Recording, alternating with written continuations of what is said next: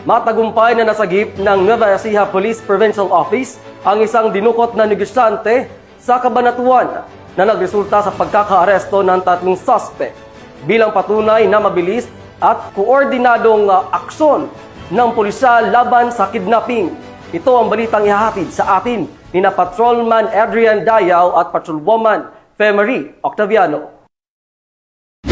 Matagumpay na nasagip ng Nueva Ecija Police Provincial Office ang isang 59 anyos na negosyante na dinukot nitong Enero 26 matapos ang mabilis at magkakaugnay na operasyon ng iba't ibang unit ng pulisya. Personal na pinangunahan ni Police Colonel Harold Dagit Bruno ang operasyon.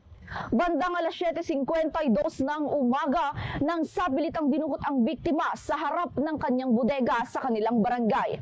Tinangay ang kanyang pickup truck at humingi umano ang mga sospek ng 5 milyong pisong ransom. Habang tumatakas, nasangkot ang mga sospek sa isang hit and run na ikinasugat ng 2 sibilyan. Ligtas na natagpuan ang biktima sa barangay Bakod Bayan. Habang ang sasakyan ay iniwan ng mga sospek matapos ma-flat ang gulong. Sa tulong ng cellphone tracking, nadakip bandang alas 5:52 ng hapon sa Bulacan ang itinuturing na pangunahing sospek.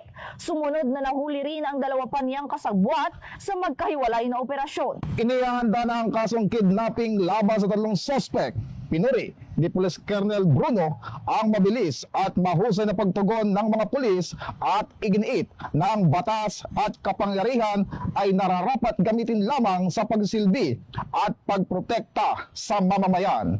Mula dito sa Campo Crame, ako ang inyong PNN correspondent Patrolman Adrian Dayaw. At ako naman si Patrolwoman Fe Octaviano. At ito ang bagong PNP para sa bagong Pilipinas. Serbisyong mabilis, tapat at nararamdaman.